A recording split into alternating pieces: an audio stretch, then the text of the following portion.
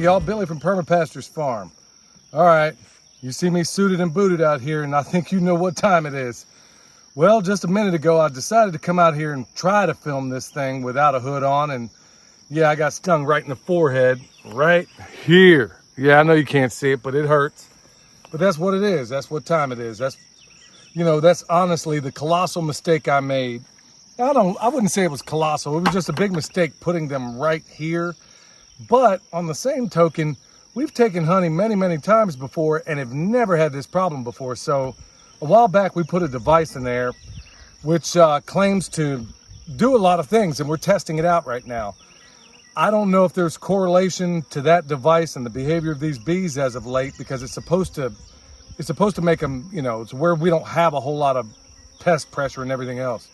We don't know for sure, so we're going to keep going with it. But unfortunately, it also means that we got to do our chores out here working this chicken tractor on steroids, suited and booted, because like I said, I already got lit up.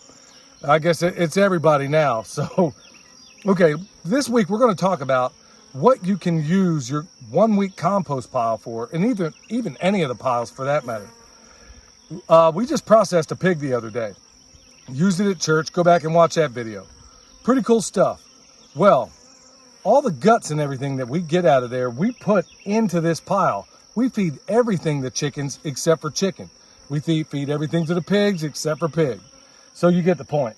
So we took the ring off last night. We got ahead of this stuff last night when the bees are going to be less active.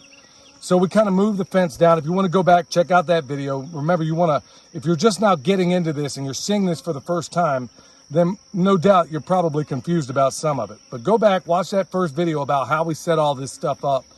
You want to watch this stuff in order, because one thing leads to another. So anyway, after we processed that pig, William dumped all the guts out here, and the chickens, at first they kind of, just like anything else, when you first stick it in here, whether it's a dead snake or anything else, they'll kind of poke around for a minute and decide, okay, is this something I want to mess with? Give them time, and then they get after it. In fact, so much so that last night when we covered this up, the only thing was left was a single kidney.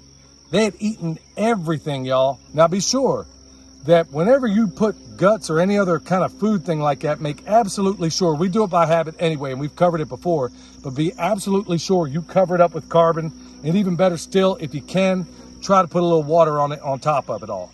You want to just keep whatever problems you may potentially have down to a minimum.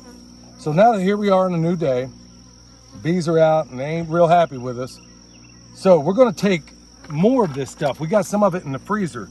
This here, I'm not going to gross everybody out, but just suffice it to say, it's the pig's head. It's also the trotters, or the feet, you could call them, pig feet, and a few other guts and a number of other things in there. So they're all in that bucket. And so when we construct this cage down here, which is exactly where we're going to go, remember, when you build a compost cage or a compost or any other thing, you want to start with your carbon, which is what's in this bag, which came out of the barn. We're going to start out with that. First, we're going to water it all down like we normally do, put the carbon in, then we'll put this, and then we'll put the regular food, and then chickens will work it out from there.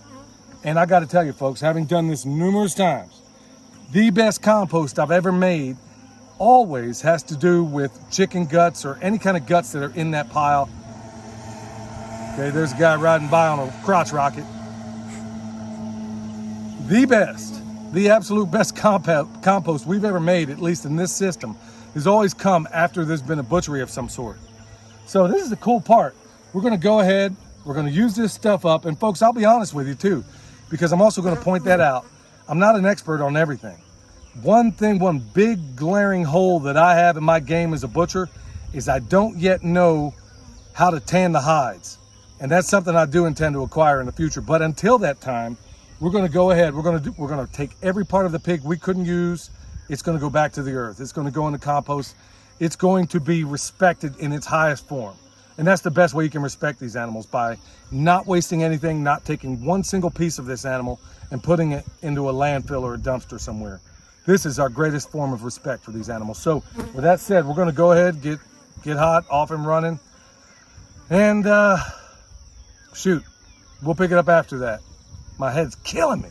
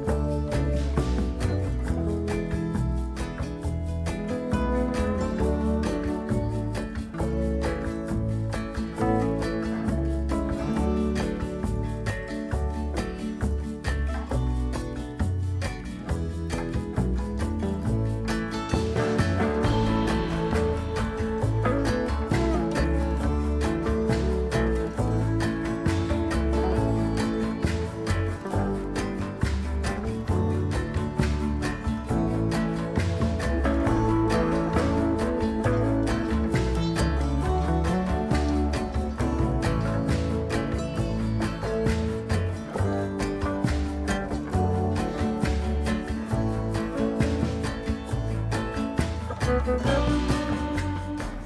right, here we go. Here's their normal rations. Now, just to kind of give you a heads up here, we got the typical thing of rice, beans, tortilla chips, but we also have in here the leftover T-bone that Jason from Sow the Land didn't eat. So it's got the bone, a little bit of gristle and fat on it, which is all good. And look at these guys. They will, despite what they tell you on TV, chickens are not vegetarians. That drives me nuts. These guys are omnivores, and it's all in here. Meat, you name it. You think I'm playing around? Well, here's the chicken stuff. I mean, here's the pig stuff.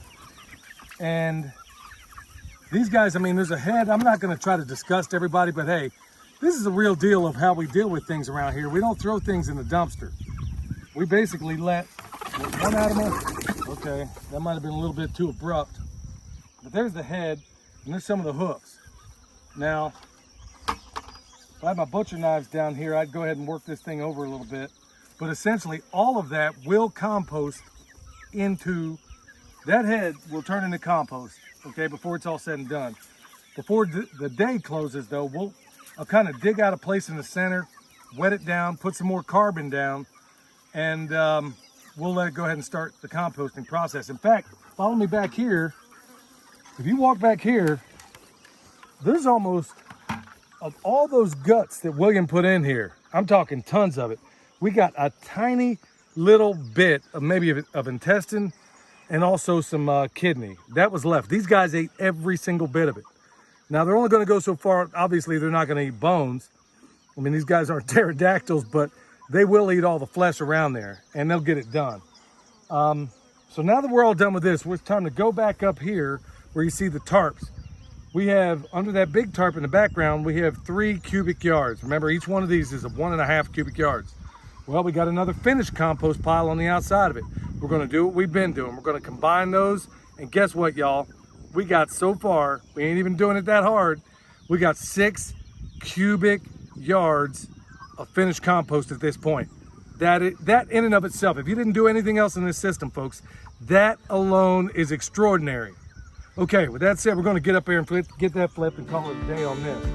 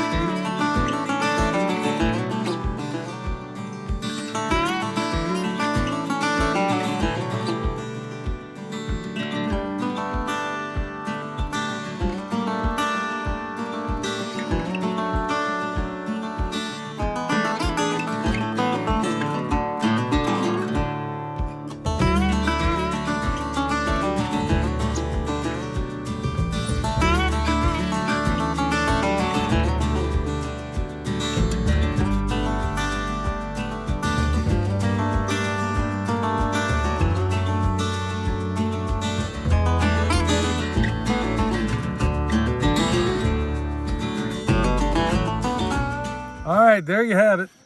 So at this point, we got 6 cubic yards of finished compost. Yeah, that's awesome.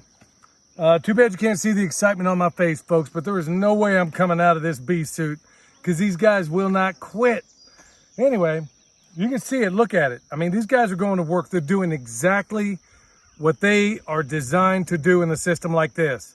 You can see with the various, look at each one of these compost piles. Each one is, this one's a week away from being finished compost. The one after that, 2 weeks, so on and so forth. You get the point.